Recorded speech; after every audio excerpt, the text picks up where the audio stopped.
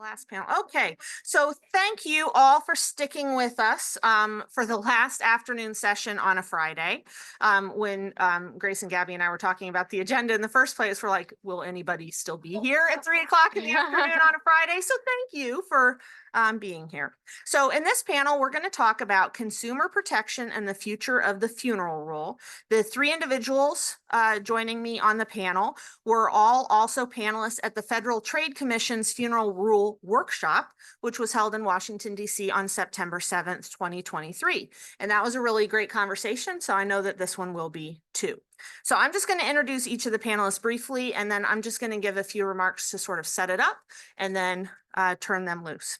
So at the far end, Isabel Knight is the president of the National Home Funeral Alliance, which is an organization that educates families and communities about how to care for their own loved ones after death.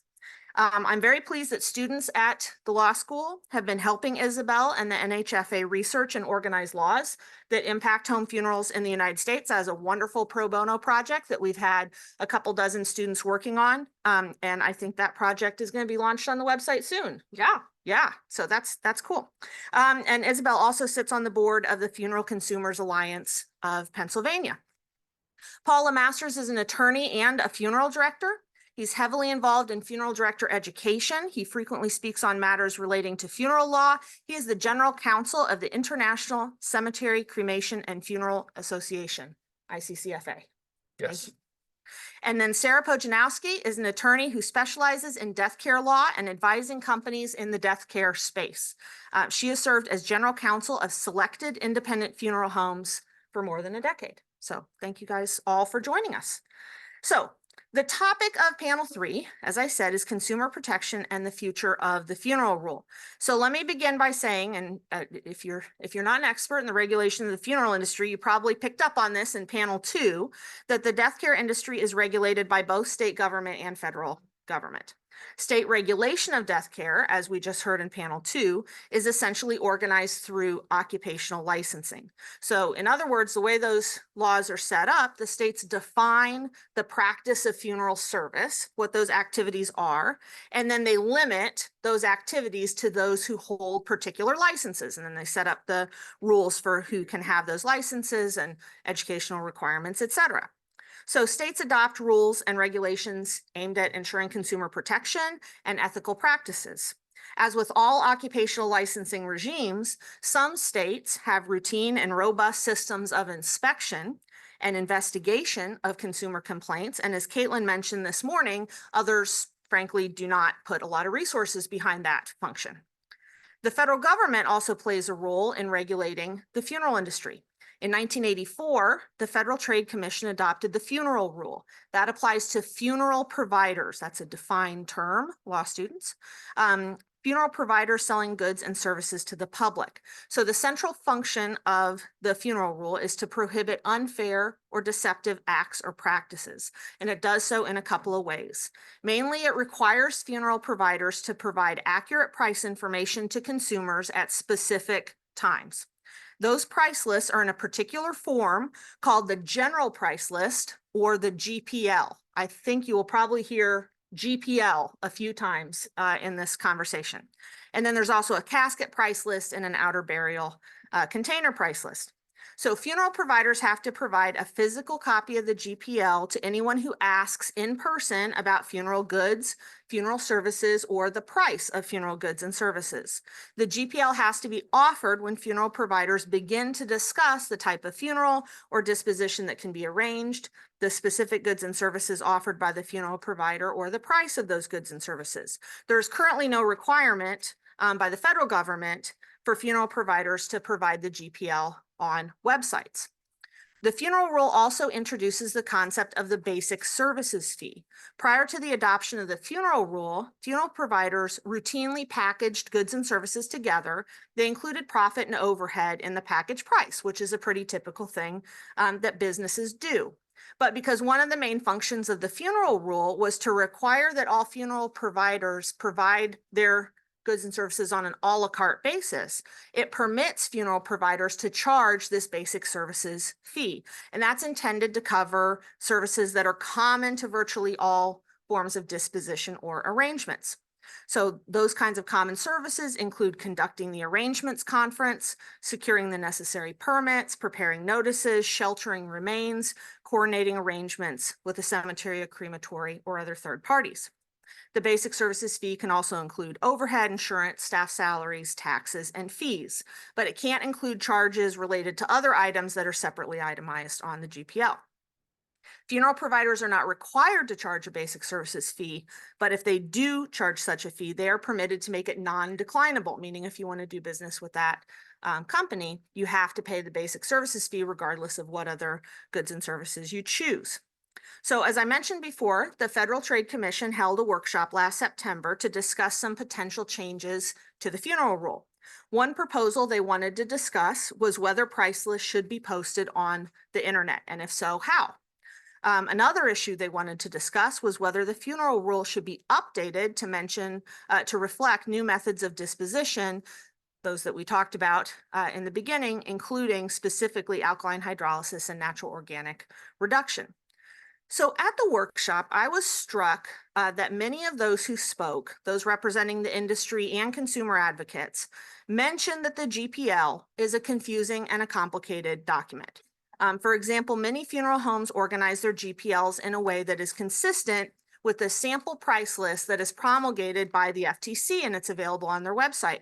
And of course, that makes totally good sense. And as a lawyer, I would advise a client to do the same. If the regulators have put together a document that's showing you how you can comply with the rules, let's follow that form, right? Because they're the ones who created the form.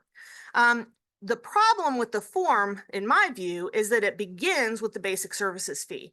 And most customers don't understand what that is, right? So we're starting the price list, the GPL, with a concept that most funeral consumers don't really understand at the beginning.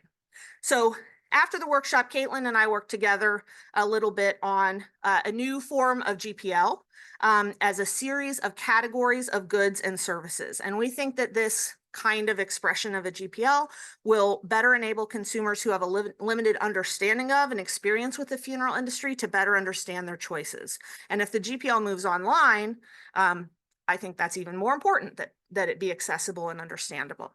So we workshopped this new sample GPL with the students in my funeral and cemetery law class last fall, and I submitted it to the FTC as part of my formal comment. So I just thought I'd share a little bit of it with you.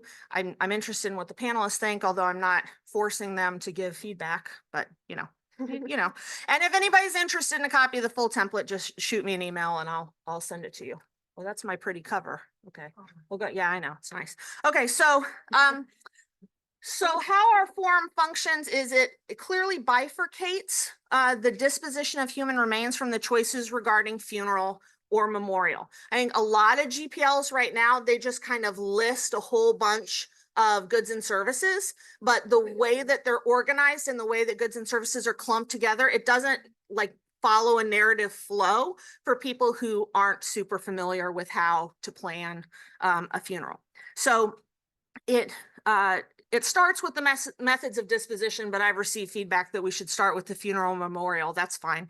It doesn't really matter where you start. But where we go into each method of disposition, it then breaks things down into those goods and services required by the funeral provider, those goods and services that may be required by a third party. So if you're dealing with a crematory or a cemetery, and then optional goods and services, and that would include funeral and memorial options. So one important change from the current GPL is we don't use the words direct cremation or immediate burial.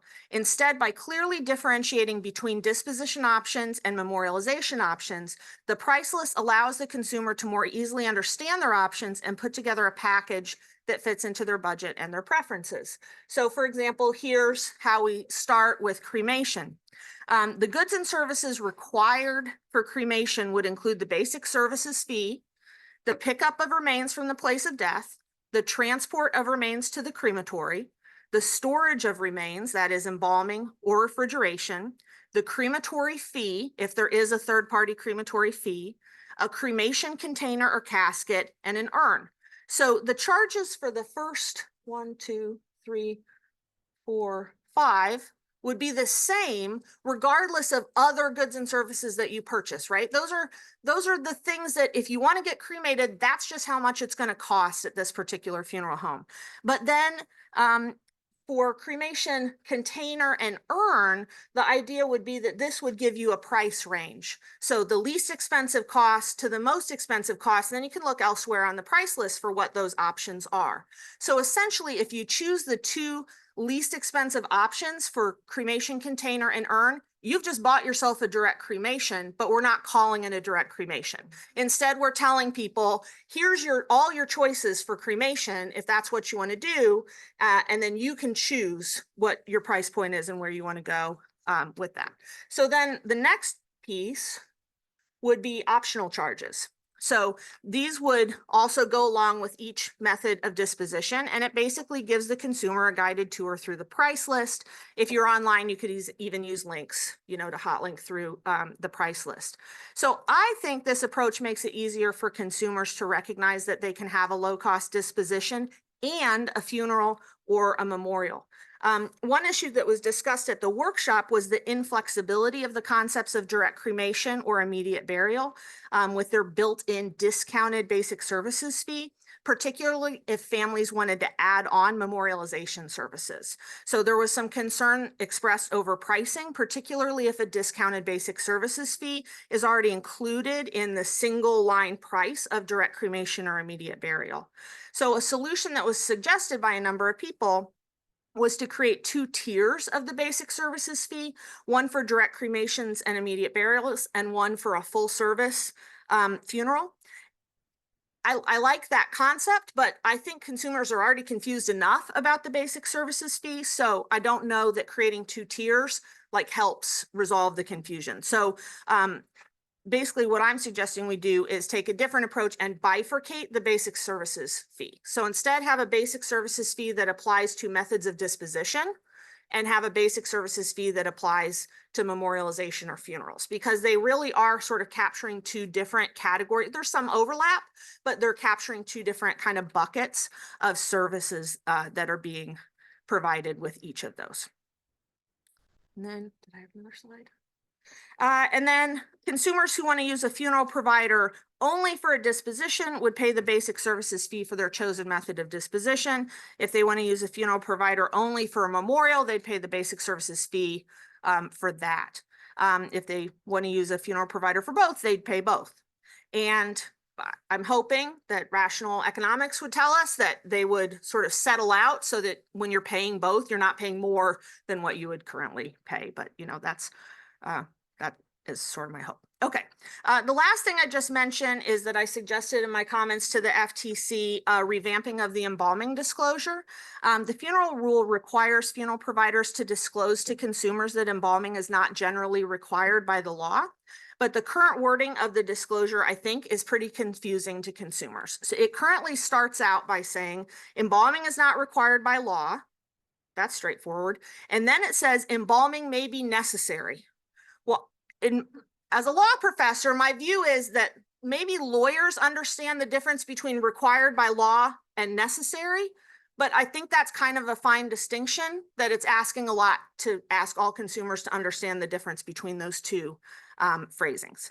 And so the disclosure that I'm proposing, which has an awful lot of brackets so that a funeral home can address what facilities it has and what its actual policies are, it reflects that in most states, remains must be either embalmed or refrigerated after death, and then it prompts the funeral provider to disclose to the consumer which methods of temporary preservation are offered.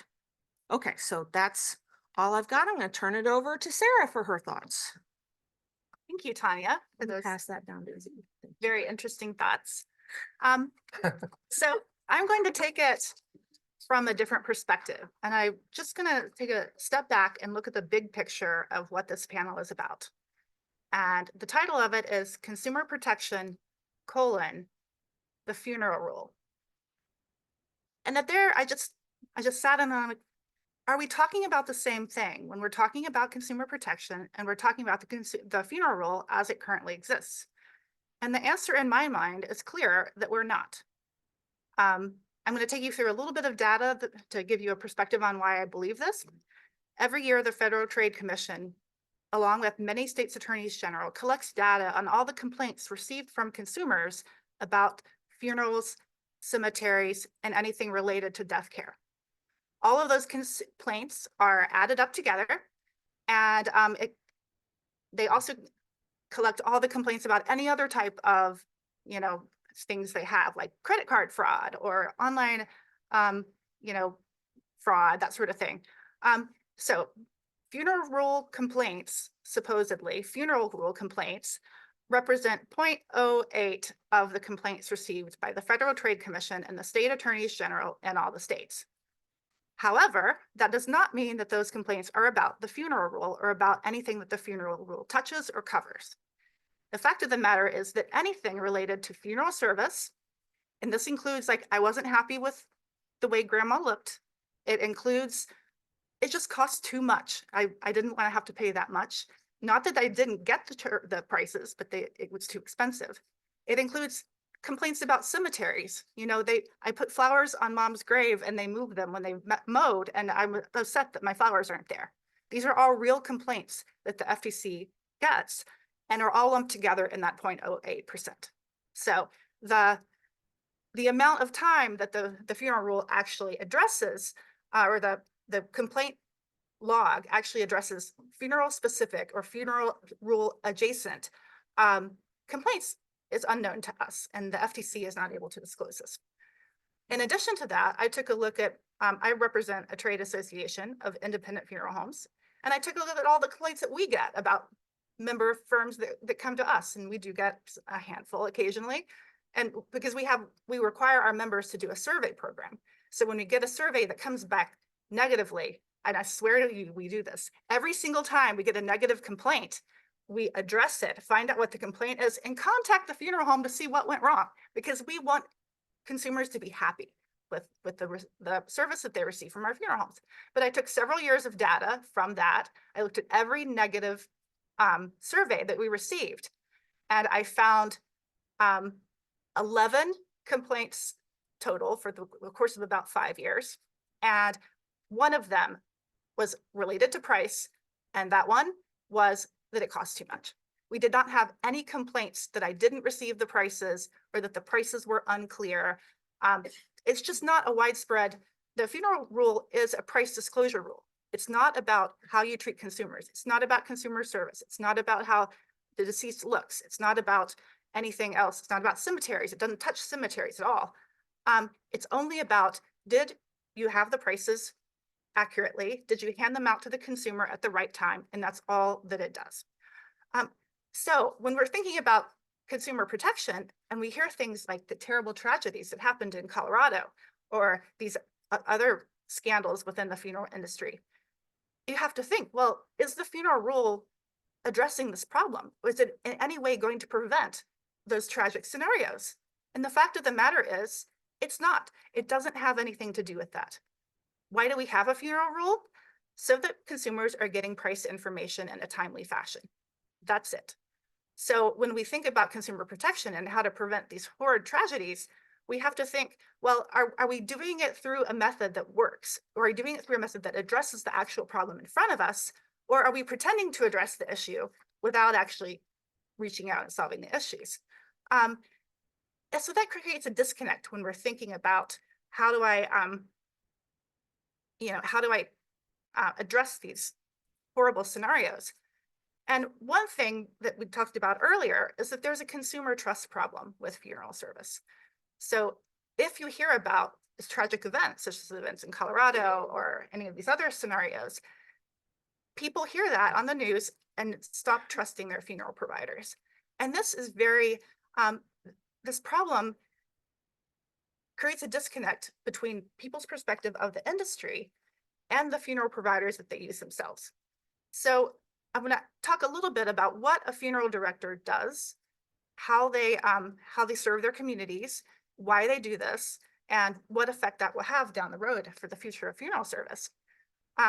So most of the time, we represent independent funeral homes, but actually, and there are earlier you heard from SCI, who has a very big business. And you can hear from the news, you tend to think that funeral homes are largely consolidated in big groups, but the fact of the matter is that more than 80% of funeral homes are small family-owned businesses.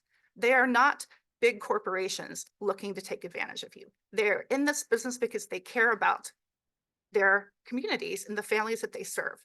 This is a profession that is served with people out of love, because people do not go into this profession to make a lot of money, because they love getting up at 3 a.m. to do removals. And because, you know, they're just in it to move you on like a factory. That's not why people do this. People do this because they feel a need to help people during the most difficult time of their lives. And that creates an extraordinary burden on their personal lives, on all their families. It's very stressful. And if one single mistake can hurt your reputation for a long time to come, because it's such a high stakes situation. These people are devoted to serving their families and serving their families well. They also are small business owners, which means they have to learn how to do things like HR and OSHA compliance. And they don't have a big staff. You heard earlier, most funeral homes have 5 or less employees. They have to become able to run through this highly regulated organization and figure out how to do it all, and also provide the best service possible for families. So many of you are probably too young to have arranged a funeral yourself, but I'm sure you're sort of at the age where people are getting married, right? Well, what a funeral director does is put on a wedding in 3 days where everybody's sad and have them walk away happy. So it's a big challenge. Who would want to do that? That's why there's the staffing problem with funeral directors, because it's so unforgiving. It's so wearing on them, but still they're called to do this personal service to help people through the most difficult times in their lives. So we need to think of funeral directors and the community and consumers not as an us versus them scenario. We are all in this together. We are all in it together, trying to help our communities grieve and to help our businesses stay strong and valid, so that our 5th generation funeral home doesn't go bankrupt or fall out of the family. And we're an intricate part of your Little League teams, your churches, everything that goes on in the community, the Rotary Club, Lions Club. Funeral directors are a part of all of that. And, you know, sure, there are a few bad apples, but it's important to make sure that when you're considering them, it's not us versus the consumer. It's not funeral director, big, powerful person versus very small, vulnerable consumer. Yes, the consumer is small and vulnerable. So is the funeral director. And they both want to work together to have a successful output. So. Thank you. Good. Isabel? Okay.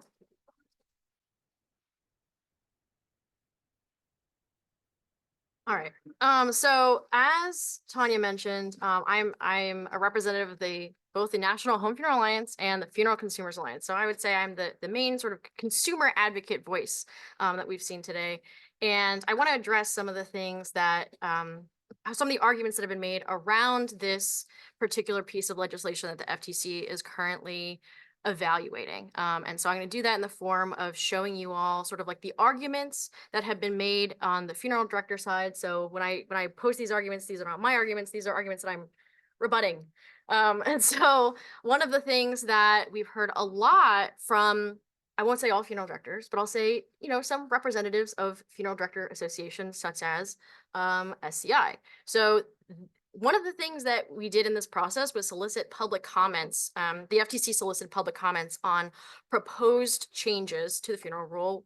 The main one, as Tanya mentioned, was around whether or not funeral homes should be required to post prices online. And just for people who are not familiar with the death care space, Service Corporation National is the biggest funeral conglomerate in the United States.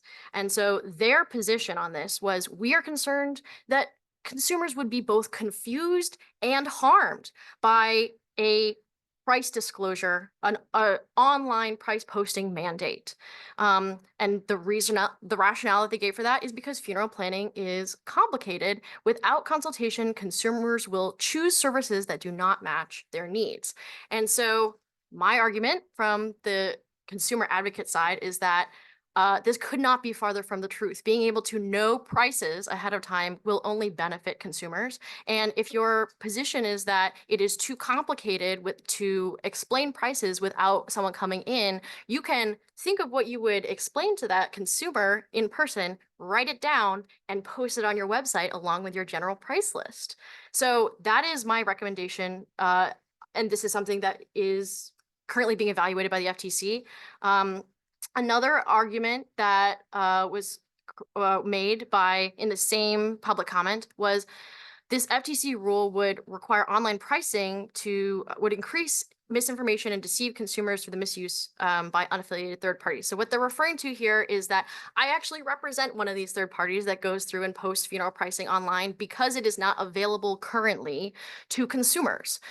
If they were posted online, we would not have to spend hours doing this, which I would personally love. So there wouldn't be no need for these unaffiliated third parties to be posting prices online if the funeral homes themselves are the source of truth. And I think that's something that both consumer advocates and the funeral homes themselves want, because basically the way it works is like when we call funeral homes to try to get their price lists, we have to keep doing that so that they don't go out of date. And so like what they're referring to is that sometimes when you go on, third-party websites, the prices might be out of date. And if they could maintain it themselves, then they could ensure that those prices are actually up to date.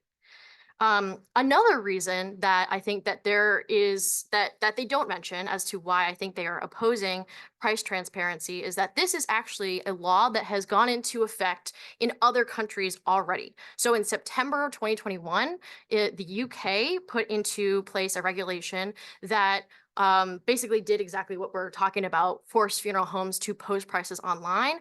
And the end result of that is that and just so everyone knows also people who are not familiar with the funeral space, dignity is another word for SCI. So these are all charts that are referring to Dignity Memorial, aka SCI. So their prices fell by 30% when online price transparency became mandated in the UK. So to me, I'd feel like this slide doesn't really require more explanation. It's clear why, there are certain actors who would like to see less price transparency in this space. And from my view, having lower prices, and the reason for this, that this lowers prices is because, as I think Victoria mentioned earlier, an uninformed consumer is going to pay more, right? So you want people to be able to understand what prices are before they walk into a funeral home. And of course, if they have questions, they can always call and ask. They can always go in person. So the second argument is basically kind of what you just mentioned. Funeral homes are already complying with the funeral rule. You cited this statistic that 0.08% of complaints that come into the FTC are funeral rule related. And we kind of hashed this out in our previous workshop, but I will just say a lot of that is relying on people knowing how to report to the FTC. Raise your hand in this room if you know how to make a complaint to the FTC. Okay, 5 people. Great. So this is an argument that was actually echoed in the last workshop. And so, yeah, you were saying that this is an article from Funeral Service Insider by Tony Russo, where he was citing the statistics saying this is the number that funeral consumer advocates couldn't accept. And it turns out that this was also a number that the FTC couldn't accept, which is why, as was referenced by Harry earlier, we were talking about this Wall Street Journal article that just came out on the front page a couple of weeks ago. So what they're covering in this article, and there's also a New York Times article around this similar issue, is that what the FTC did was instead of relying on consumers to come and report, because as we can tell, not many people actually know how to make a report and file a complaint with the FTC. They did an undercover phone sweep where they called 250 funeral homes, and what they found was that 38 of them did not comply with the funeral rule, which is a vastly different number. That's about 15% of funeral homes. And assuming that this is statistically representative, that there's about 23,000 funeral homes in the United States. So that would be over 3,000 funeral homes that are not complying with the funeral rule. Another thing that this article in the Wall Street Journal talked about was drop basically the Funeral Rule Offenders Program. So if you're not familiar with the funeral space, basically what this program does is it allows when funeral homes are found to be in violation of the funeral rule, they could face a charge of up to $51,000, $51,744. And so they basically created this program in conjunction with the NFDA, the National Funeral Directors Association, to create this program in which offenders would basically go into the program, not have their names be released to the public. That was part of the program. And B, they would not have to pay this fine. They only have to pay this $1,900 to attend the FROP education program. And so this is something that has absolutely been a huge issue within the funeral consumer space. And I just want to mention that another thing the article noted was that when this program started in 1996, back in 1987, compliance with the funeral rule was below 40%. So compared to that, 15% non-compliance is actually pretty good, but we still have a long ways to go. And I think that by putting prices online and being able to validate whether people were in compliance that way, that would be so much easier. That would save hundreds of hours of work that probably the FTC had to go through in order to do this undercover price sweep. And that would save us, consumer advocates, time in terms of trying to find those prices as well.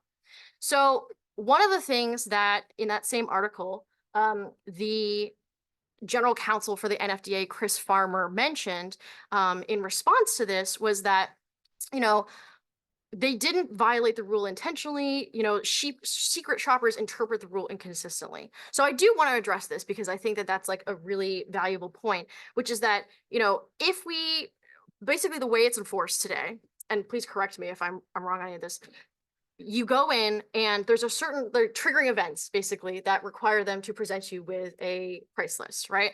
So I very much think that if we move towards a system in which we were posting prices online, we would absolutely be able to make that. I mean, I agree that that's quite a difficult, like, inconsistent way of enforcement.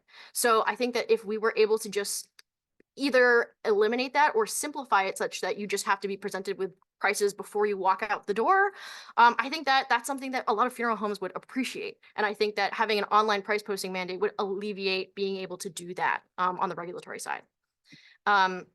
He also just mentioned that, like, having all of these, like, if people were actually being fined in order to justify this program, that independent funeral homes would be put out of business, which I think is a little bit presumptuous to assume that all of these independent funeral homes are not complying with the law.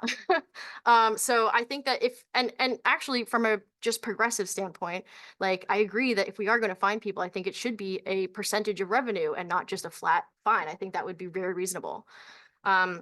So a third argument is that funeral homes should not be required to disclose their third-party fees. So when you go into a funeral home and you look at the general price list, you might see, for example, a line item for direct cremation. You might also see underneath that, this does not include the actual cremation fee, right? So the way it works is, in some cases, funeral homes have outsourced the cremation to a third party. And so what they're trying to say is that we should not be required to list their prices, but those prices are still going to show up on your invoice. So this is also screenshots from other funeral directors associations in their public comments to the FTC talking about their opinion as to whether or not they should be regulated. And you'll see in this second one, under the Illinois Funeral Directors Association, they said third-party cremation fees are outside the control of funeral homes. So this is something that Chris Farmer referred to in our workshop as an unknowable fee, because they could change and you might not know. So I absolutely think that the requirement to have price transparency posted online so that everyone knows that they're up to date should absolutely also apply to crematoriums and any third-party disposition providers. Like, that just be a baseline expectation. There were some other things that you can see my commentary next to it, but I don't think I have time to go into those yet. So another argument was that including more disclosures would make funeral planning more confusing for consumers. So this is from the same article that Tony wrote, saying, if a tenth of the suggestions that Whitty and Knight proposed for improving the GPO were accepted, the document would be about 45 pages long. So let me just say that I agree that we should not be having disclosures be super long, in legalese, inaccessible. We should absolutely be having disclosures that are understandable to people.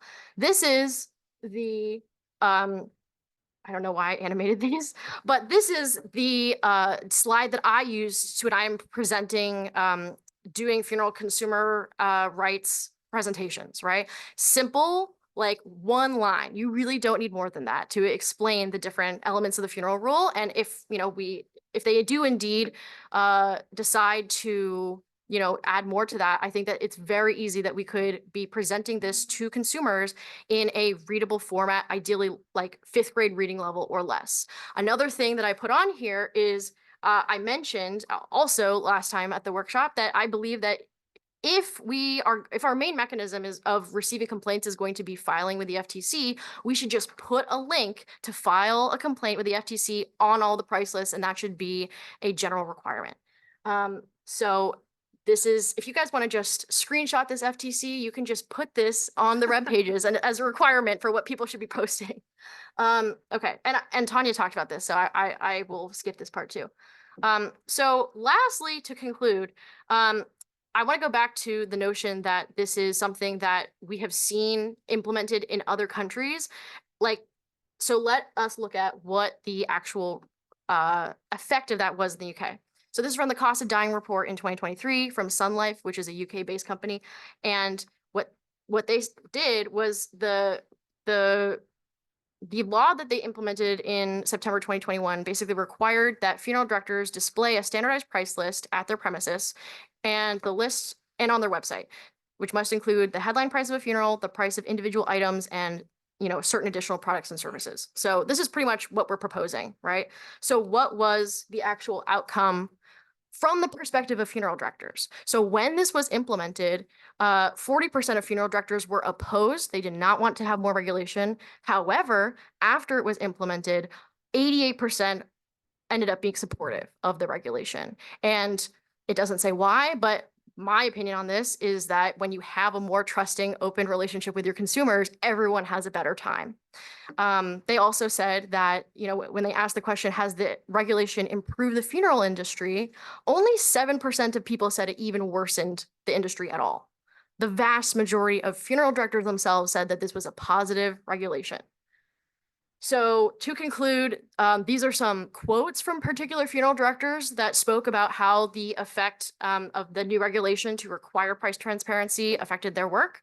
And so I really believe that at the end of the day, assuming that FTC does decide to go through with changing this regulation to require more price transparency, I really do believe that not only consumers, but also funeral providers will be better off.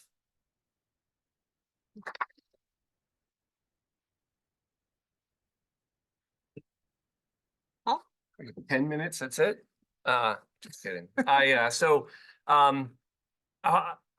I struggled a little bit to decide how to attack this because we weren't really given a ton of direction. It was very wide open. So, and I I gave you a appreciate that. title to the panel. You did. And I kind of ran with that and the idea of consumer protection and the funeral rule. And one of the things, let me start with this. One, where do I think it's going to go in the future? Very quickly, I do think we will see changes. So I don't think that's a big surprise. Number two, I think everybody is closer than they think. I don't think that there is this huge, consumers and the profession and they're fighting. I think it's secluded. It's not that bad. Now, saying that, if I stood up here and just agreed with everybody, that'd be very boring, and that's not why you're here. So I am going to provide, I think, a little bit of information because I think it's important that we really look at this because I think the irony here too of the day, I want everybody to just take a minute and think about what everything we did up to this. Up until now, everybody has talked about how we have to deregulate this profession to get to the next level. And here we sit, and now you're telling us we have to regulate this profession more to make it better. I mean, that's the ultimate irony. And the idea is the funeral rule, as you said, is not going to change this. The idea that by allowing or forcing online disclosures that will change the profession, I don't think it will. I think there are a lot of unintended consequences that could come out of this, but I want to walk through this because the beauty and the death of the funeral rule itself is its simplicity and how complicated it is. Because as we sit up here, and again, I want everybody to understand this, because where are my funeral directors in the room? Please raise your hand. Yeah, very few. So that's great. But I want to take you down a road very quickly, because as we stood up here and we talk about how easy it is and how we can fix it, it's simple. First of all, understand this. Everybody outside of death care is telling a funeral business exactly how they have to run their business. That is unlike most other professions out there. I'm not fighting that. I'm just saying you have to step into that shoe first, because the complexity is, and I love that you said, hey, look, I've created a new GPL that funeral homes can go and use. The complexity is that a funeral home is told, here's it. You have to create an entire business. These are the 16 things that you're allowed to list. Now you can list more things, but by God, you better include these. And it is tough. It's a complicated thing. Because when this was written in 1984, guess what? Funerals aren't the same as 84. One of the funnest things I like to point out is when they wrote the funeral rule, cremation got added afterwards. And people ask me, Paul, there's a casket price list that's required. I said, yes, there is. There's an outer burial container price list that's required. That is true. What about an urn? Do I have to give an urn price list out? No, you do not. Well, why not? Because nobody thought about an urn in 1984 because we didn't sell them. Mm-hmm. So it is outdated, but the idea that now we're going to change it and then fix everything, I think is a bit of a fallacy. But now let me walk you down, because one thing we didn't talk about is this enforcement process. So we saw that the Wall Street Journal, and it's a little hard for me sometimes because, the Wall Street Journal said that there was this, they uncovered 500 funeral homes since 1996 that had been in violation. So let's talk about those violations. First of all, let me explain the typical shopping scenario.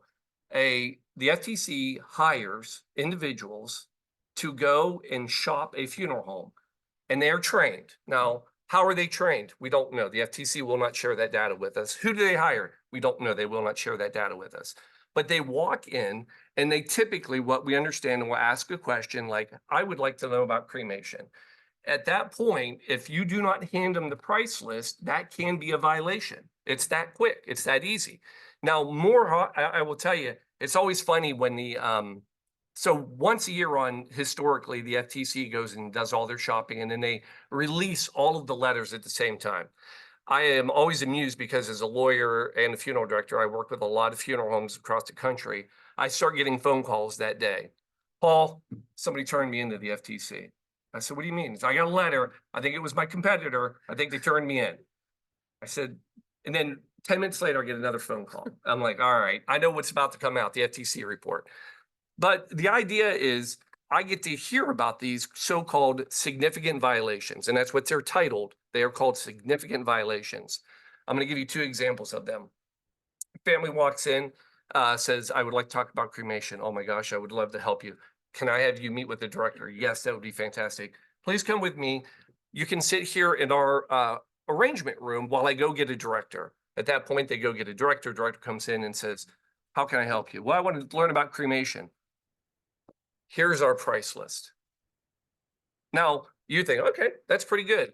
No, that was one of the most common violations in the last 5 years, because if I took a family into that arrangement room and there were caskets visible either in that room or in their eyesight, the FTC determined that was an automatic violation, that you had to give all your prices before you took the family into that room.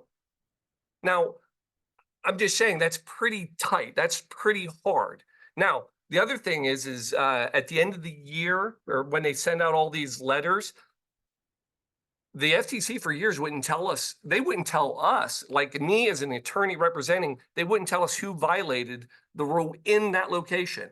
So we had no information. So we couldn't build a better training program. We can't do anything. So there is a give and take. Back to your point, I think we need to understand and learn more. But the other thing is they shop hundreds a year, about 100 to 150. If you were shopped and you passed, You do not know. And I poked at the FTC. I said, why wouldn't you tell somebody that's actually doing it right?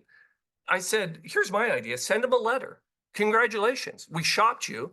Keep it up. You're doing great. I say put some glitter in it so it falls on the floor, gets stuck in the carpet, and every time you walk by, you go, I passed. But my point is we don't have that. It is a very guarded thing. And it's so simple to fail. Not to pick on you. You used a word earlier today. You said that under the FTC, you have to be offered a GPL. You just set everybody up to fail because that is not the rule. You have to provide it. And you may think that that is a silly infraction, but that is an absolute violation. That's how easy it is to fail. I have funeral homes that hand a folder. Very nice. Looks great. Folks, here's your GPL. It's in here with all your information. That's a fail. That's a significant violation because you can't enclose the GPL inside of a folder to give it to a family. So when we sit here and we say, oh my gosh, I love the Wall Street Journal, unethical, bad actors, that are taking advantage of people. Folks, it's not the significant violation. They are not dealing with people that aren't giving out a GPL. It's that they don't give it to them when they walk into the room because there was a casket and they didn't know it. It's because they put it in a folder. It's because they offer it instead of saying, here, you have to take it. I mean, it's a very fine line of pass and fail. And my point of all this is, as we sit here and we say, hey, we have to update the funeral rule, I don't know that we really do, because in fact, it really is working. I mean, you pointed out, there aren't consumers out there saying, I can't believe that I planned a funeral and I didn't get my prices until I actually signed a contract. I mean, those aren't the issues that are out there. And I as an association, we polled our members, ICCFA. Most of them don't care if prices go online. They really don't. Matter of fact, we've seen a steady increase over the years of people posting prices online. Our concern is by forcing the regulation, by the FTC saying, this is how you must do it, we are creating the environment for more failures. And if we're not given the information from the FTC on exactly how we can train, I've been training on the FTC for over 30 years. I go to funeral homes, I do it online. I have talked to people. I know they know what they're doing, and yet some of them fail. And it's the simplest, easiest thing to fail. So we talked about the reporting. I do want to clear a couple things up. One, the Sentinel report that you both mentioned. First of all, the latest Sentinel report, it wasn't 0.08%, it was 0.03%. They collect over 5 million complaints. They are not from the FTC. They're from Better Business Bureaus. They're from Attorney Generals, Secretary of States. The reason they created the Sentinel report is because they know people don't know how to reach out to the FTC. So the Sentinel report was created to gather the actual consumer complaints. And in that, there is a category, funeral violations. We have been number 29 on their top 29 list. Now, I say this facetiously because that's how bad the FTC really picks on death care. How many of you have heard of a top 29 list in your entire life? 25? How about 30? They don't even put 30 in, but whatever the number comes in, that funeral is at the lowest part, we're it. So, and we are 0.03%. It's 1,354 complaints out of 5.3 million complaints in the entire United States were funeral, which was funeral, cemetery, pricing, all of it. I'm not saying that that's great, but when you look at consumer fraud, which is number one at over 3 million, we're doing pretty good. Here's the other thing. I want to look at it a different way when you think about these complaints. 3 million deaths a year. So that arguably is 3,000 families that go to a funeral home. They estimate that there are at least another 1 million people that pre-need every year. So the funeral rule affects at need when somebody dies at the time and pre-need somebody planning. 33% they say is an estimate of how many people pre-need based on a yearly death. So they're at 4 million. People say that there are at least another 1 to up to 4 million, the same amount, that just call and shop that don't do anything. But let's just put that in million.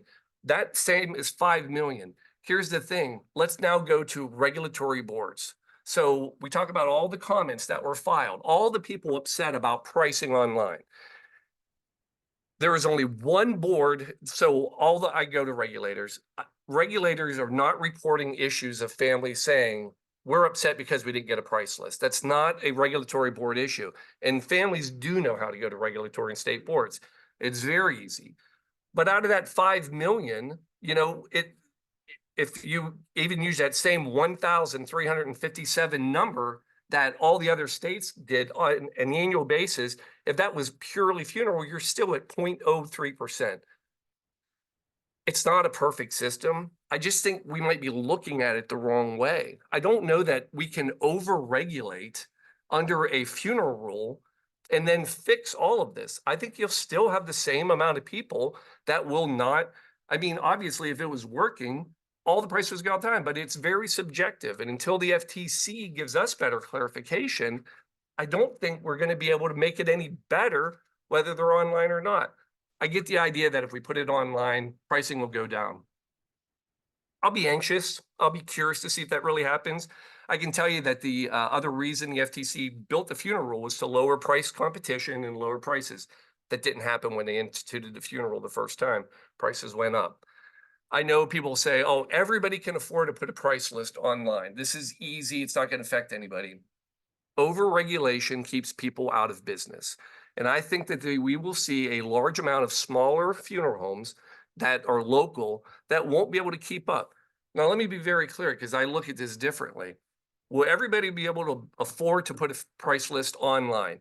Arguably, yeah. It's a website, pop a PDF up. The problem is who's going to be able to afford to capture the websites better?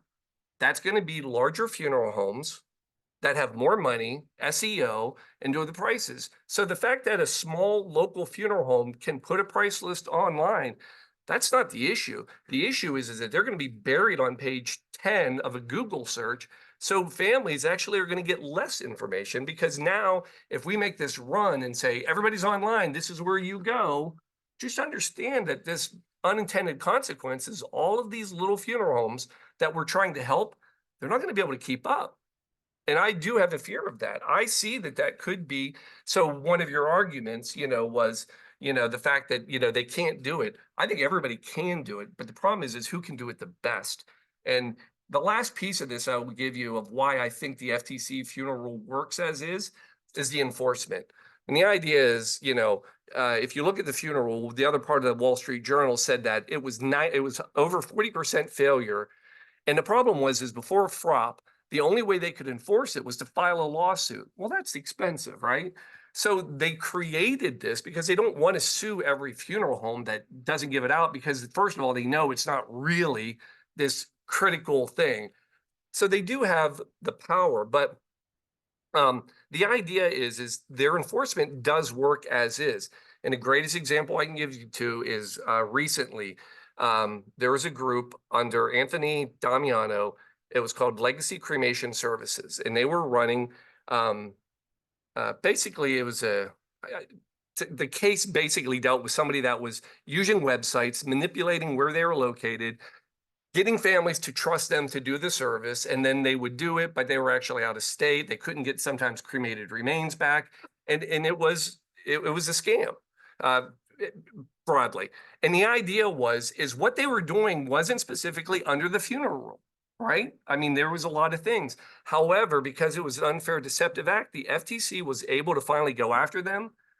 They found them guilty and ended up, Damiano, they paid over almost $300,000 in damages. So the idea is the funeral rule does have teeth and it can do this. I just think it's very interesting that as we sit here today, we think that we can, as a group, rewrite something that is out of date. If we rewrite it, it'll be out of date in 10 more years. It's a constitution is how I look at the funeral rule. It's a great framework. We can expand from it without actually putting more wording into it. Because as we know, anytime you try to rewrite something, you're going to create a new problem. But anyway, I share that because I think what we're trying to do is not really what we ultimately want. The future is we want to protect consumers. I don't believe that it's necessarily increasing regulation, much like everybody else said earlier today.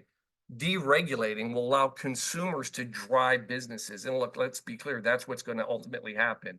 If funeral homes demand pricing online, more providers will put them online. It happened.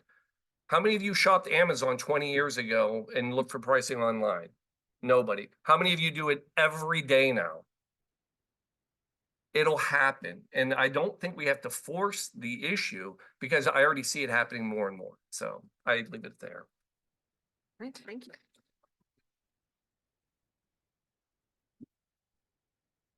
Wow. Tanya, do you So- mind if I ask a follow-up question? Sure, sure. Uh-oh. If the majority of your respondents to your survey say they would like to post their prices online, why haven't they posted their prices online? So it's a great question. Most of them have posted online, but you also have to remember that they're all in different markets. So the idea is it's a tough thing, you know? And again, keep in mind, think about any place you go, any business where the federal government would say, here's not only what you have to do and how you run your business, here's the price you have to show on a price list, and here's how you put it online. That's pretty limiting. So depending on, by the way, the only state that filed comments as a regulator was Arkansas.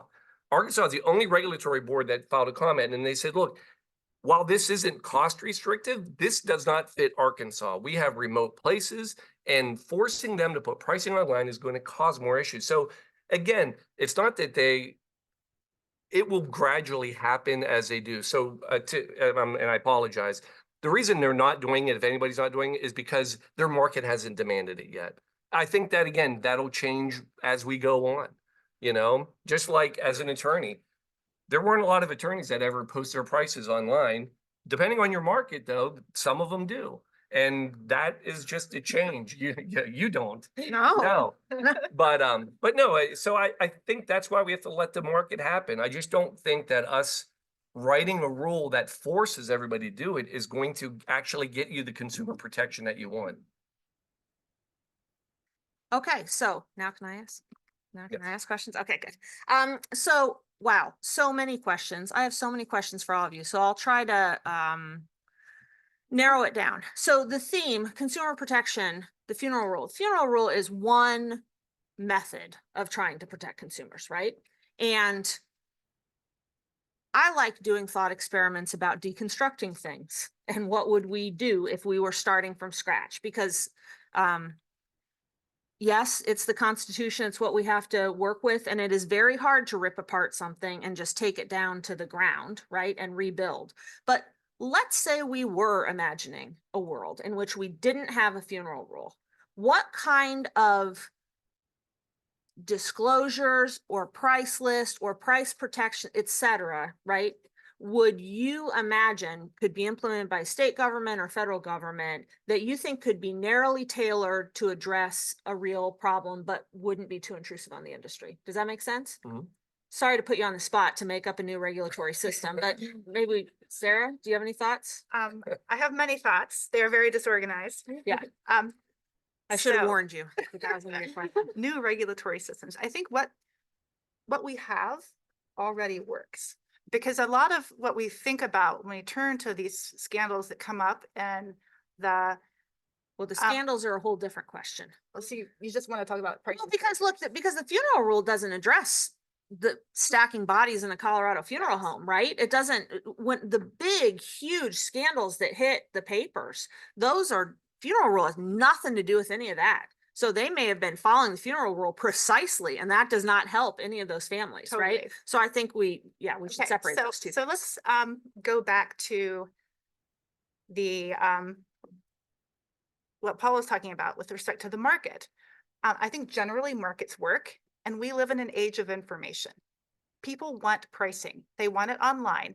We did a survey, and about 60% of our funeral homes place their entire GPL online because consumers want it. I started preaching this to my funeral homes more than a decade ago when I started working in funeral service. I said, so if you go onto a website and you see a very nice web page and you look for the prices and the prices aren't there, what do you think? The prices are too expensive. So so I started thinking, people want to know. They don't know what questions to ask when they come in looking for a funeral. studies have shown that consumers are not actually that price sensitive when it comes to funerals. They just want to have the information available. And the first question they know to ask is, well, how much does it cost? And that's just an opening for how do I want my loved one to be commemorated? How do I want the service to look? Where does I want it to be? Who would I want to officiate? All of these things follow from that initial price. Do they care what the cost is? Studies have shown they're not particularly. It's most people go to the same funeral home that their family has used forever, that's in the community, that someone they know works there or has another personal connection. So what's the harm in putting your prices online? Why would you not do that? Consumers want information. The more information you give them, the better. And, this is a problem that ultimately would solve itself. However, I got a lot of pushback at first. Well, I need to explain how the price list works, et cetera. Finally, one of my members came up to me and was like, Sarah, I put my price list online 6 weeks ago and I didn't tell anybody because I was just waiting. And he's like, can you believe it? Someone called me yesterday and said they chose my funeral home because I had my prices online and they could see what they were. Just they felt that transparency built trust. And the more that we can educate funeral directors to do this, and the more that they become comfortable with the concept of online prices, then this is a problem that can take care of itself with just outreach and education, not necessarily regulation, and certainly not regulation that costs $50,000 for a violation. And I want to touch base on the recent funeral swap the sweep that we heard about, where there were 39 violations that were significant, right? A significant violation. I went through all of those letters and read them to find out what the violations were. In one of those cases, the prices were not actually supplied. In another case, they supplied the packaging, but not the full GPL.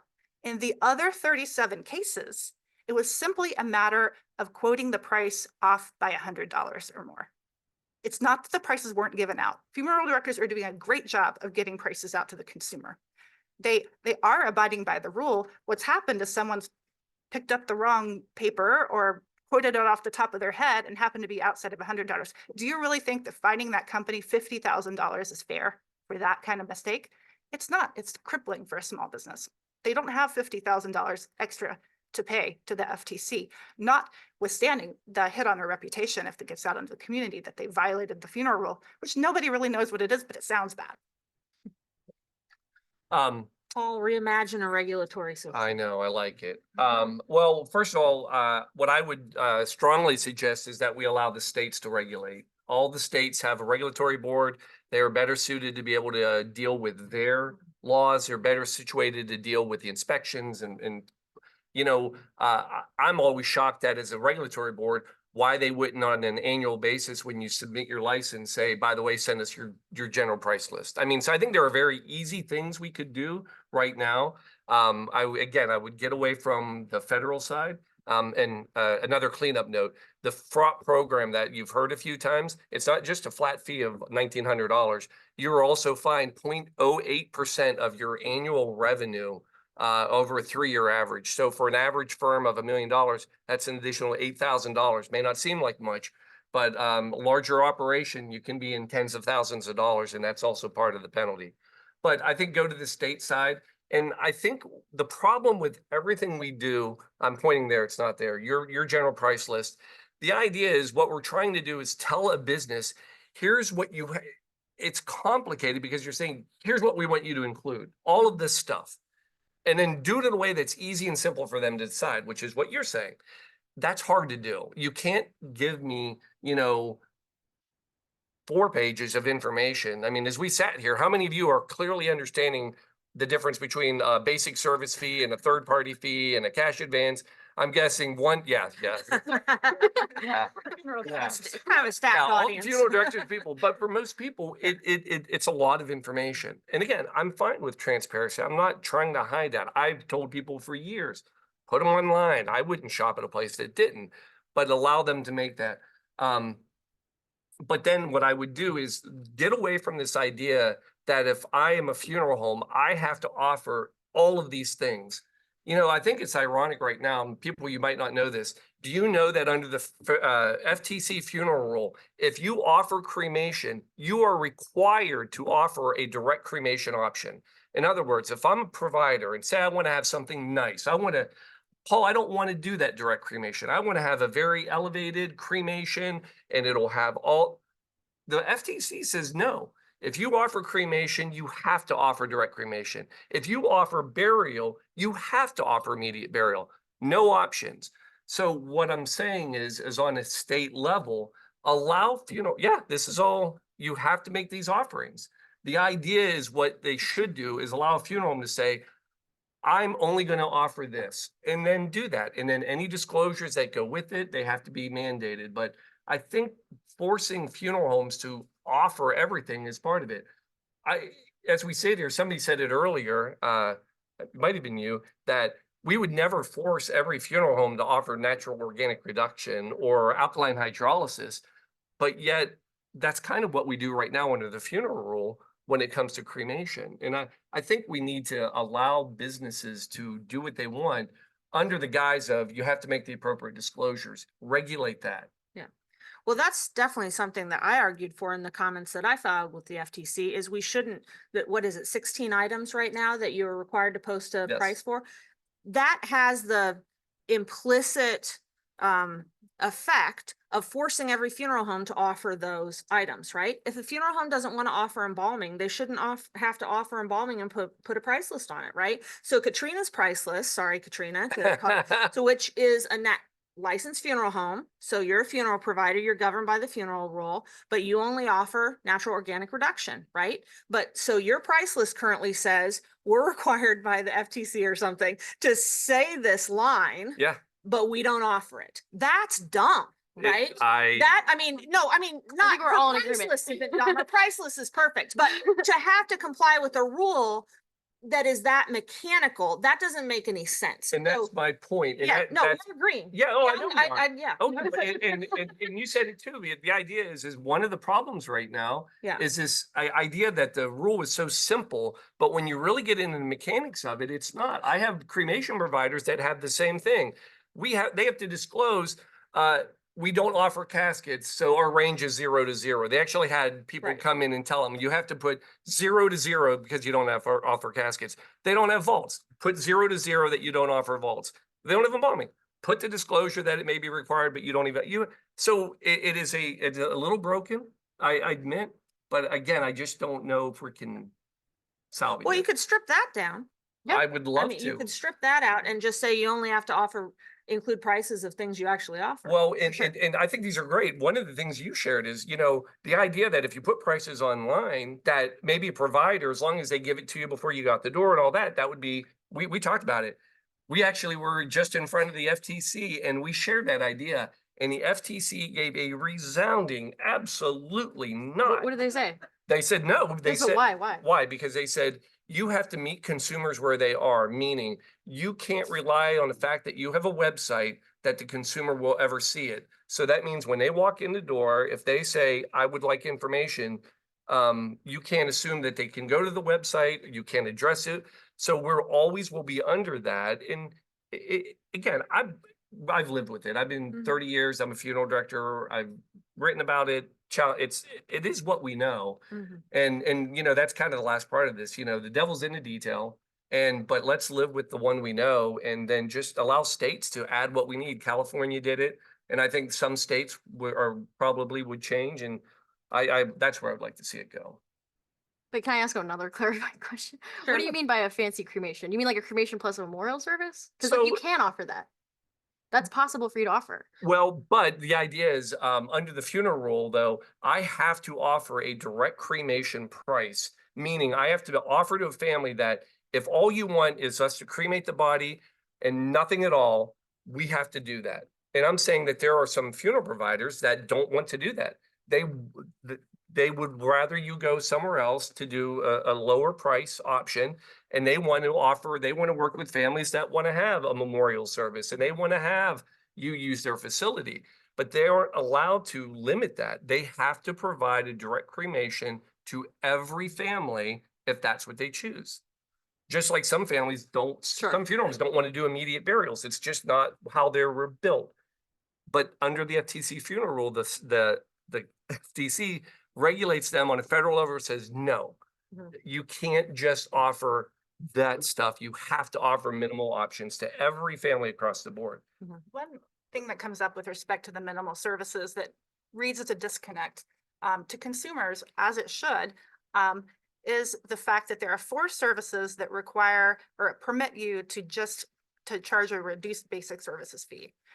That's receiving remains, Shipping. forwarding remains, Direct direct cremation, and immediate burial. So you've got those 4, you can do a reduced basic services fee for those, but anything else requires you to do the full basic services fee, which includes your overhead for everything. The problem happens that now we don't necessarily just have direct immediate burials or a complete funeral. We offer a wide range of different options. So what happens is that if you want a cremation plus a memorial service, but you don't want a wake, a visitation, a funeral, all of that stuff, you have to be charged the full basic services fee, which is significantly higher than the reduced basic services fee. So what you're doing is choosing this family who sometimes for pecuniary reasons, often for pecuniary reasons, are choosing a lesser service. They're bearing the same amount of the overhead as someone who wants the full funeral. And that's fundamentally unfair to the people that are less wealthy and have to choose the smaller service. You're basically having them subsidize the full funeral people. And it just doesn't work. It doesn't make sense. Everyone should be bearing their own amount of the overhead. And the funeral, as it is written, is so rigid that funeral homes that want to provide that fair allocation are not permitted to under the regulation. So Sarah, is it fair to say though that funeral homes could just drop the basic services fee entirely and bake their overhead into the cost of all the goods and services? Well, the problem with that is that here's one. Well, thing that happened. legally they could, right? They could. Yes, However, in the past, most funeral homes put that in with the casket. right. However, historically, that was how it was done. But then the FTC has a separate rule requiring you to take in third-party caskets. So then the people who are choosing to use outside caskets were not bearing any share of the basic services fee. And that's how all the overhead ended up in the basic services fee, so that everyone is paying approximately the same amount. So this is why I love the thought experiment of let's just wipe away whatever the legal structure is. And what if we were all being rational, how would we build it today? Because I totally understand how the basic services fee came to be, right? Because what you said is absolutely correct. And that's an easy to understand narrative. But I personally hate the basic services fee because I don't think that people understand it. But it is so entrenched in the market pricing for funerals right now. It would be very disruptive to the industry if it would, right? I mean, because legally you could get rid of it, but then how are people going to compare apples to apples prices for 2 different funeral homes? Suddenly the funeral home that doesn't have a basic services fee anymore, all their prices look higher than the other firm that's charging a basic services fee. That's right. And the issue with that, with differentiating yourself from your competitor, is that part of the reason we have the funeral rule is that consumers can compare apples to apples. And by having these 16 strict items that they can then line item compare, it was supposed to make it better and more efficient for the consumer to be able to price shop. The reality is that it's just become sort of like a locked in structure that's antiquated. It doesn't work for anyone anymore, but here it still is, and we're stuck with it, and we can't think of anything better. So please think of better things. Well, you're in a law school. This is what we do. We try and imagine a better world.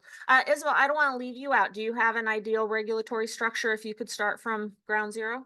Yeah, I mean, I think I mentioned a lot of it in just terms of like wanting there to be disclosures, because I like You want can simple do- fifth grade yes, reading level disclosures. absolutely. Yeah. Yes. And like another thing that I would say, kind of speaking to, the question earlier about home funerals, as I would also let everybody know as a disclosure that they are not legally required to go to a funeral home, except for in 9 states. That is not a requirement. In all 50 states, you are able to care for your own dead. That's what we're all about at the National Home Funeral Alliance.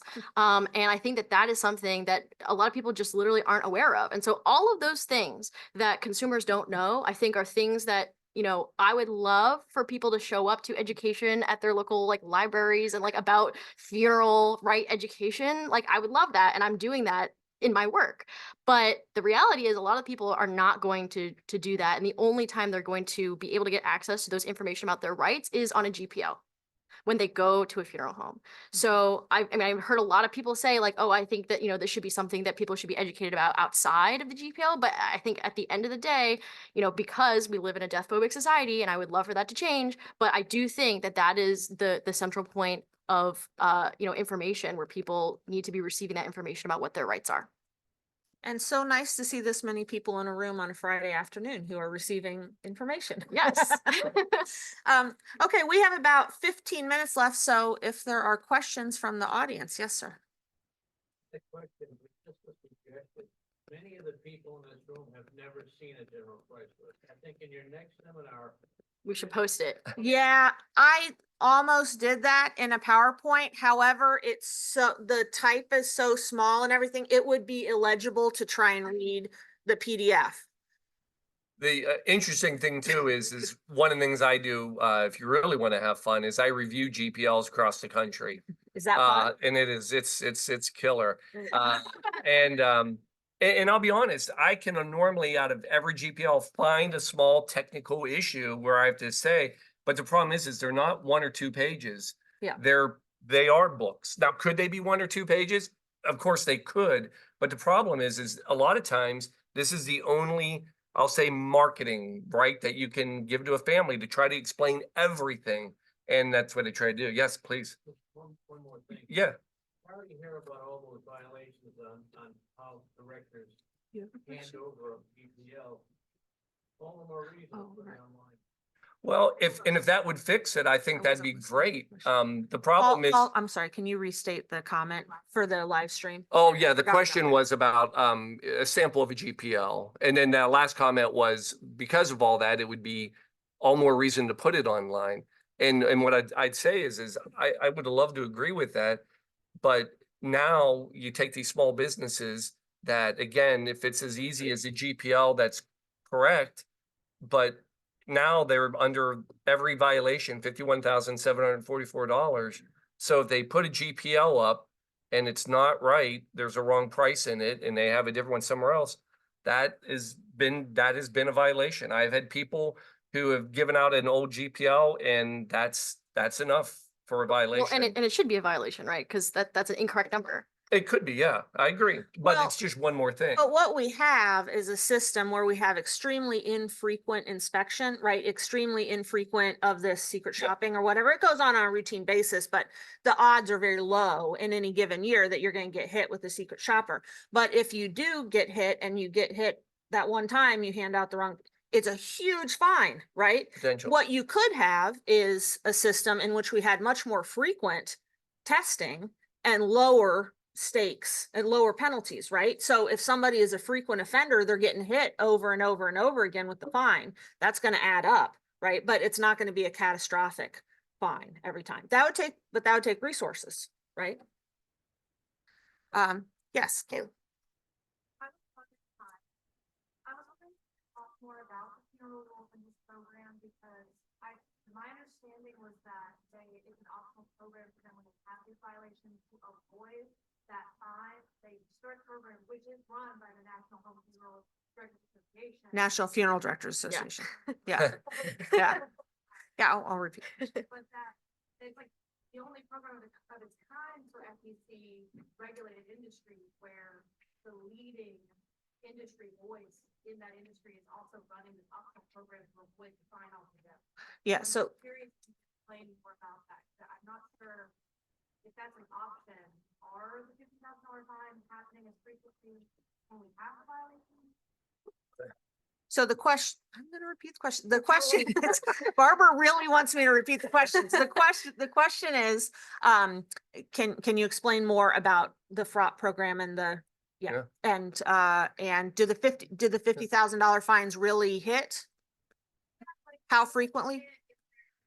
Like, maybe my misunderstanding is there a difference between like serious violation like we were talking about and the violations that go into the program? Is there, are they all the violations significant So violations? or is there- potentially, so again, pre-1996, they didn't have fraud. And one of the things that was discovered was that when there was an offender, the only way that the FTC could enforce it was to basically sue them, take them to court. Well, that's not what you want to do when the violation is, hey, we stopped by and you didn't give us a GPL in a timely manner.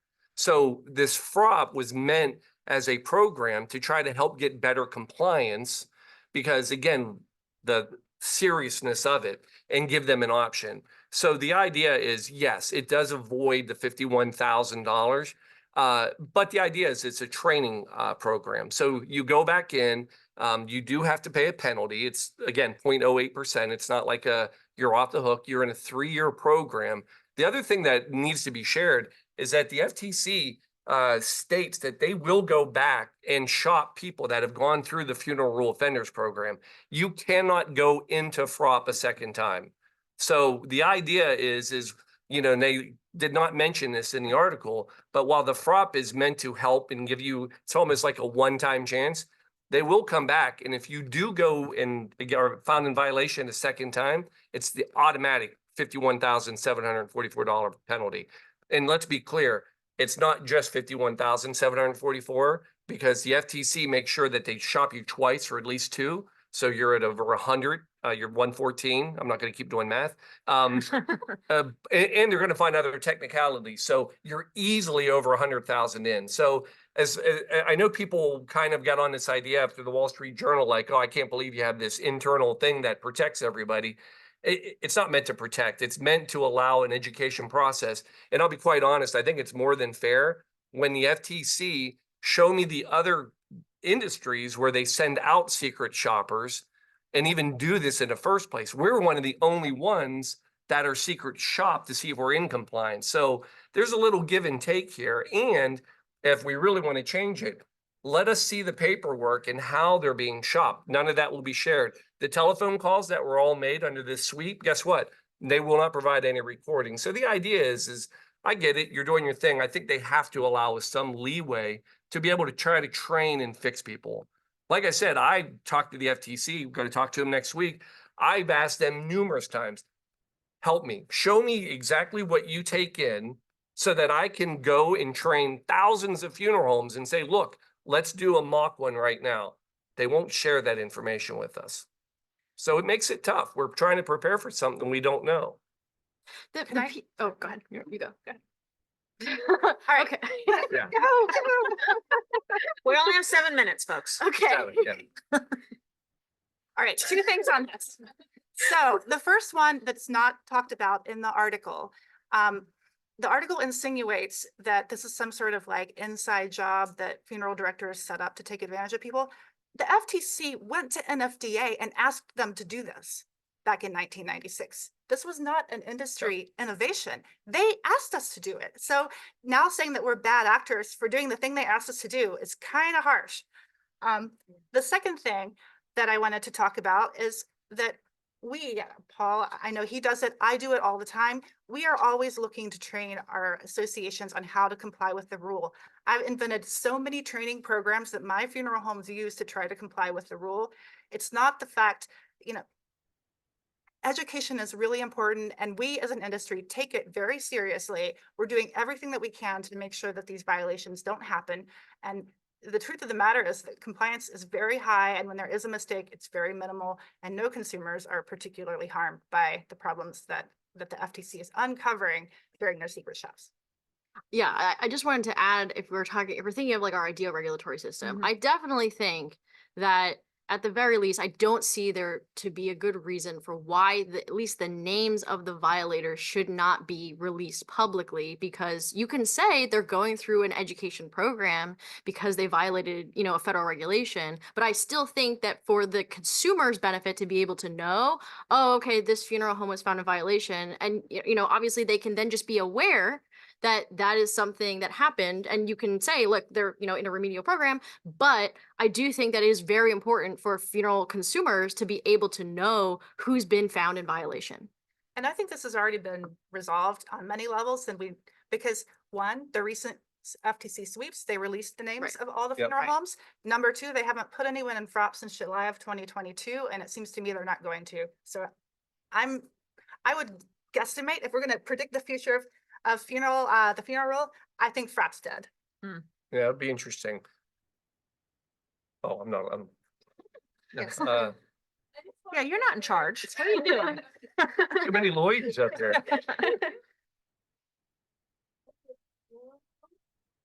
you.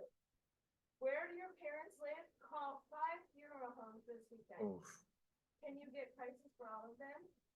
Would you be able to make a decision if one of your parents were to die this weekend? Would you be able to get informed information on the funeral homes where they live? Maybe, maybe not, but experience for yourself what that kind of conversation feels like in talking to these wonderful people who are doing their best at their jobs, but many of them don't even know the prices themselves when they answer. The suggestion was that if you haven't had the experience of talking to funeral directors about prices, to call a selection of funeral homes. I would say, or look online first. Oh, and just to, again, because I want everybody to understand how simple these things sound and the complexity. There are many states that do not allow unlicensed people to talk about services and merchandise and pricing. So again, it creates another level of confusion even among licensed people. Again, I'm not defending any of this. I think transparency is how we win. I'm all for it. But again, this more and more regulation, again, I don't think people understand. I actually represented a funeral home in Oklahoma that were borderline shut down because they had an unlicensed person who was answering cremation questions on the phone. Now, as a consumer, that's what you want. No consumer complained, nobody was harmed, yet they found out about it and they were going to shut them down because they had an unlicensed person providing information. So it gets very tricky, unfortunately. Isaac. When the FTC discloses violated, do they disclose what they did do in violation? So They did last time. The question is, when the FTC discloses who violated, do they disclose the violation? yeah, so because when I hear, oh, funeral home Violated the violated funeral, law, yeah, they stack not they didn't. Yeah. yeah. Well, in the wording of it's a significant violation, I mean, it does. It sounds very no. For the in-person sweeps, they don't. Matter of fact, when I represent people that are become violators, it's hard for me to get the details. In the last 5 years, they started releasing that. 5 years ago, they wouldn't share the name of the person, employee who did it for fear that they would get rid of the employee and then therefore be able to then challenge the lawsuit. Look, there's a whole lot of legal parameters in here. They didn't release names because the FTC didn't feel that they were actually authorized or allowed to. So again, we're not opposed to any of this, but again, it becomes legal and an issue. And no, the telephone suite was the first one where they put in the letters kind of what the violation was. Up until then, they never did. Yes.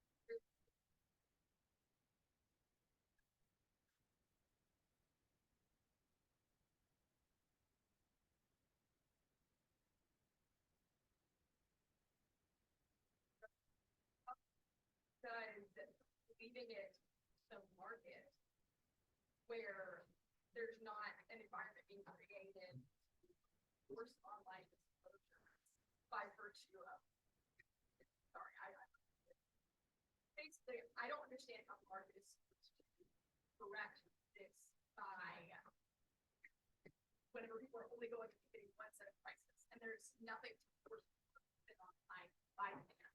So the question is, how do we reconcile the two things that you've heard today? One is the market will take care of correcting the transparency problem, right? The market will force people to put it online if that's what the market wants. And then how do we reconcile that with the reality that most people don't do a lot of shopping, right? And go to, and there's a tack on to that.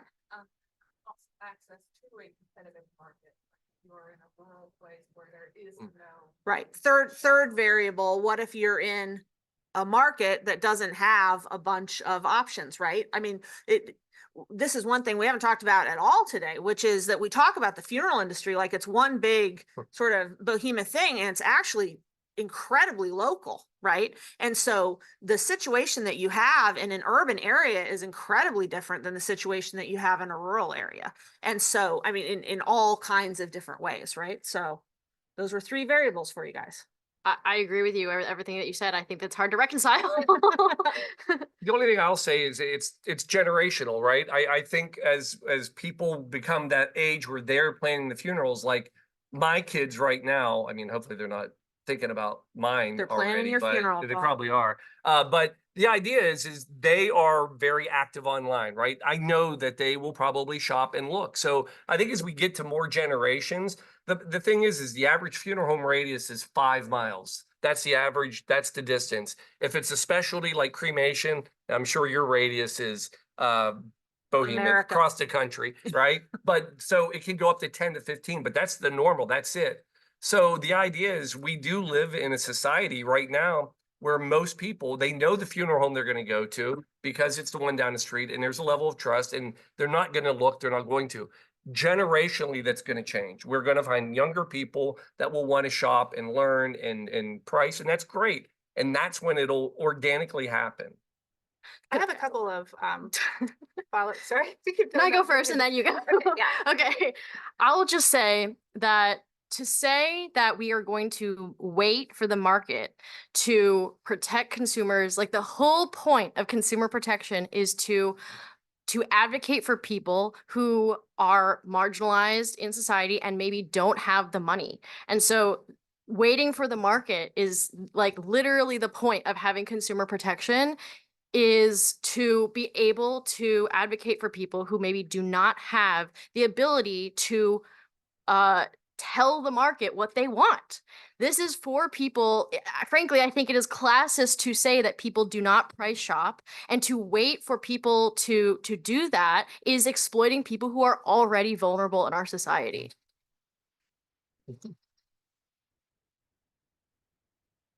So I wish I could explain that data doesn't care about classism. It's not, the data speaks for itself. And whether or not you like it, the fact is that people don't price shop. And does that mean that the market isn't working? That means instead that the market is just less dynamic than we would want it to be. But that is changing already. It continues to change over time. And it'll happen even more because we talked earlier about the community and how funeral markets are really small. People are devoted to their family funeral, the home that they've used. Well, that's becoming quickly untrue because people don't live in the same community that they were born in. They move around much more than they ever did before. And they don't have those community ties at a deepish level. So the fact that 60% of my funeral homes already have their prices online is a strong indicator that, 10 years ago, that number was 0. So it's a strong indicator that that market is moving very quickly.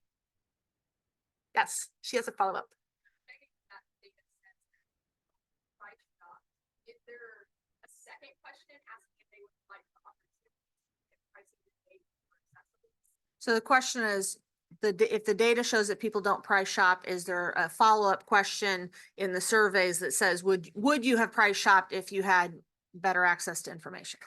So I have the answer to that. And the Consumer Federation of America did that exact survey, and they found that 73% of people said that they absolutely would price shop if given the opportunity. Right now, it is very difficult, almost impossible for most people to get access to these prices if we do not list them online. So the only follow-up I'll give you is because data speaks and I love numbers, but I know for a fact SCI does a Shady Powers, and I also work with Johnson Consulting, and they do a national study as well. And one of the questions they ask every family is, would you have, were the price is fair? Would you have shopped? Would you have done? And they always come back, no, and we were fine. The price is not an overreaching issue, as high as 80 to 90%, depending on which one you look at. So again, I think you can find what you want to find out there. The truth is that I think there are far more issues Again, we are in a crisis of licensing. And I just think the idea that we sat here for half of the day, talked about how we have to deregulate and make it an easier barrier to entry into this profession, but somehow that if we add more regulation to the pricing, that'll help. I don't think that works. Let me just add one thing, and we are out of time, guys, so I'm sorry. So we'll have to do questions offline.